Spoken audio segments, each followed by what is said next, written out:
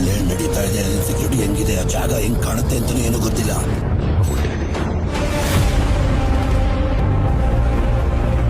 ನೀನ್ ಯಾವಾಗ ಕರೆದ್ರು ನಾನ್ ಬಂದೇ ಬರ್ತೀನಿ.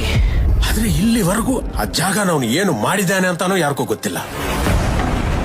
ಆ KGF ಅನ್ನೋ ಕಾಡನ್ನ ಕೋಟೆಯಾಗಿ ಬದಲಾಯಿಸ್ಕೊಂಡು ಆ KGF ದೊಡ್ಡ ಸಾಮ್ರಾಜ್ಯ ಆಯ್ತು. KGFಗೆ ಹೊಸ ಬಾಸ್ ಬಂದಿದ್ದಾನೆ.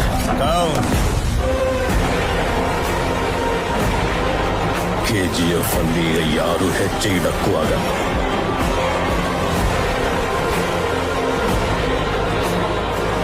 ವಾನರು ಮತ್ತೆ ಅವನ ಗಾಡ್ಸು ವರ್ತಾನ್ ಮೇಲೆ ನೆರಳು ಸಹ ಬಿಡಲ್ಲ.